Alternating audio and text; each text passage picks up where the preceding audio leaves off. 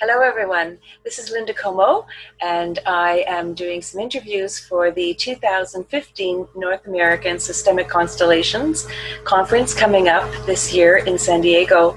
And today my guest is Mark A. Johnson. His workshop is on Sunday, November 15th in the morning, Tracing Constellations' Ancient Origins, Journeying Along a 9,500-Year Healing Path. Welcome, Mark. Thanks. Welcome, Linda. Great to see you. And great to meet you finally. So I was really captivated by the title of your talk. I know a little bit about constellations, but in reality, I'm fairly new, only 2 years. And I would love to hear more about your talk. Can you give us a little idea about where you're going with it? Yeah. So the many people who first learn about constellations learn about Hellinger, his time teaching in South Africa, and so the ancestral connections that he learned about from the African Zulu is fairly well known.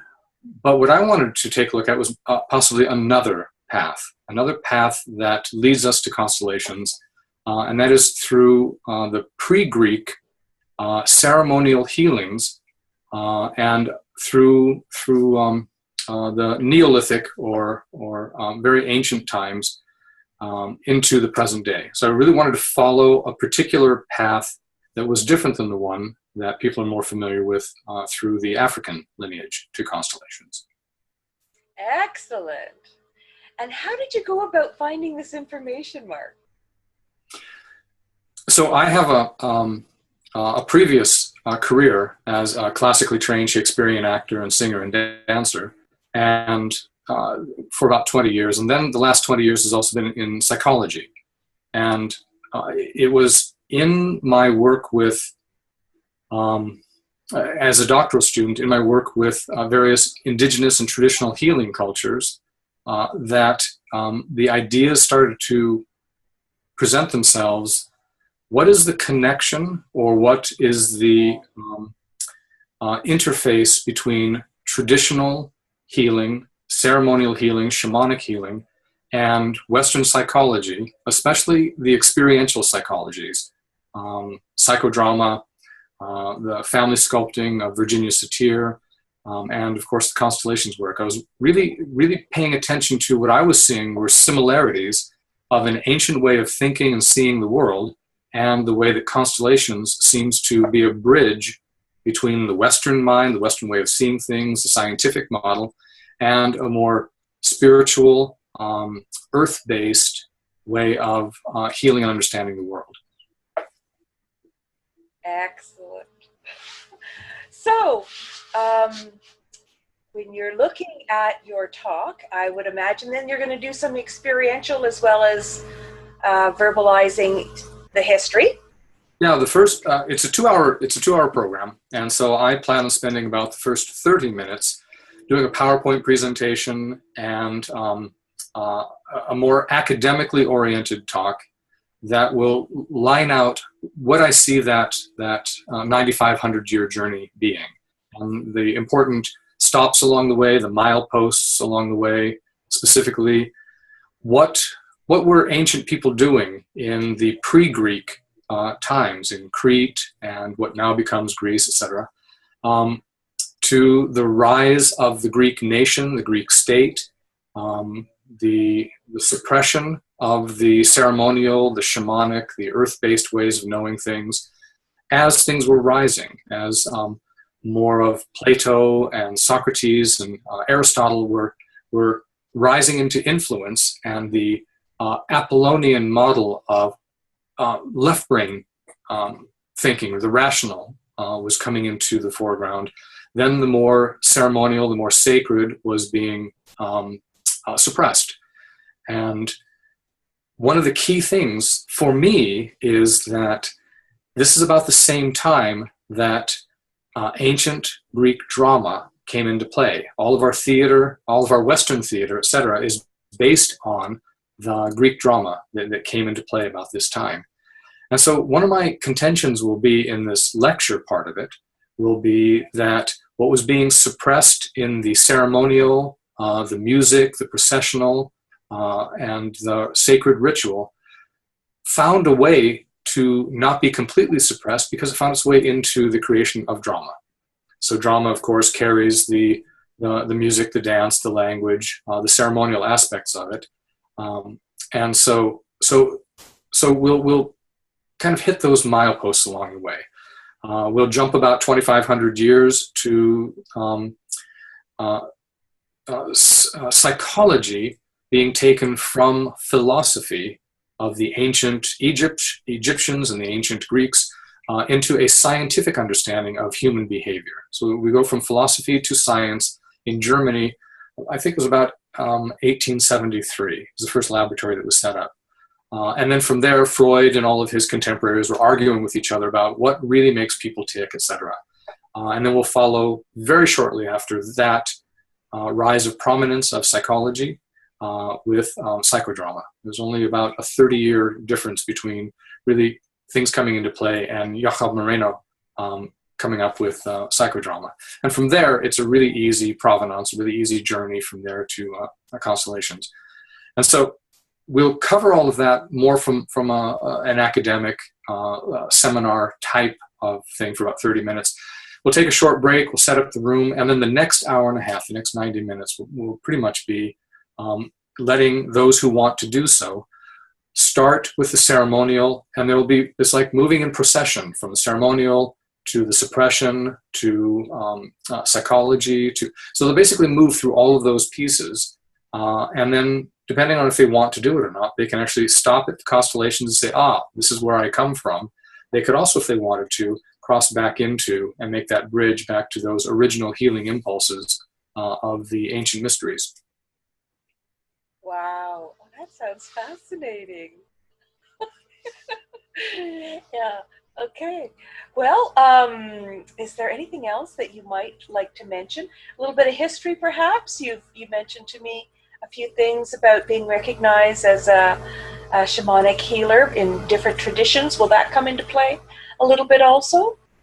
Not necessarily. It's still quite a surprise to me that the indigenous Maori of New Zealand, many of the spirits are calling, and we're just going to let that ring through. Funny. So for those of you who are watching this, you can just kind of fast forward, but it'll look the same. She's sitting here, I'm sitting here. It's not going to look like the phone has stopped ringing, but if you're watching, bear with us. It only does this about 4 times, I think. Okay. It really is a surprise. I've been taking the Constellations work because I've worked for the past 10 years with one of the Native American tribes here in the Seattle area.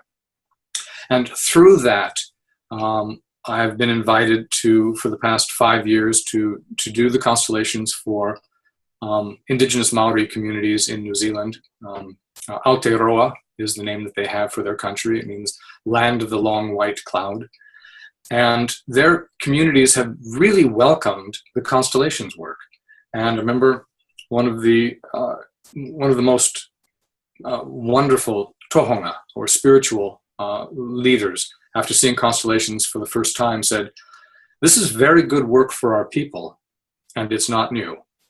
They have this concept of this multi-generational connection to the ancestors, to the land, to the creation of all things. And they understood this, and this was just a way of embodying it, but the message was the same. The connections were the same. And it's the same that I've experienced with Aboriginal elders from Australia and the Occitan culture in southern France, that for some reason, I think I really can't explain what it is, but it does seem that they seem to hold me, traditional healers in North America and South Pacific, etc., as being connected to something. So I don't claim to be a shaman. I don't claim to be anything of that ilk. But something seems to be accessed through the Constellations work that they are recognizing as or that they would frame as being part of their way of traditional healing. So I want to make it very clear that I'm not making any such claims whatsoever. Others can think what they wish or experience what they do, and it's not to take away from that, but it's a fairly frequent thing that happens. They are amazing constellations, absolutely. Okay. Well, in the last few minutes here, I was just wondering, I do have a question. Do you use constellations for yourself in your self-care? Yeah. For me, thinking about constellations, it first showed itself to be amazingly helpful about 15 years ago when I attended a workshop, was stunned that this way of understanding things wasn't part of my university training or my clinical training. And so I very quickly, as a matter of fact, it was the day after the workshop ended on a Sunday, on Monday, I started seeing through the lens or the framework of constellations as I understood it at the time, to help me see into the heart of the matter with my clients as a psychotherapist and as a marriage and family therapist.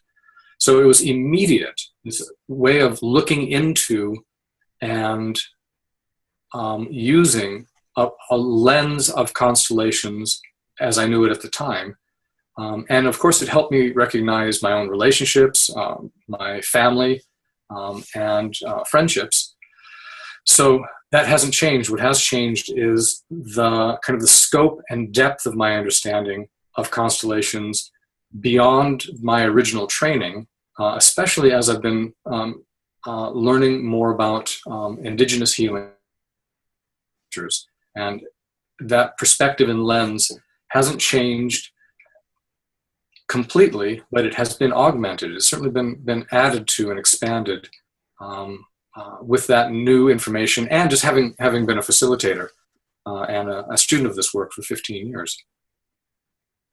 Very exciting. Well, I want to thank you so much for your time today. I really appreciate it. I look forward to meeting you in person at the conference.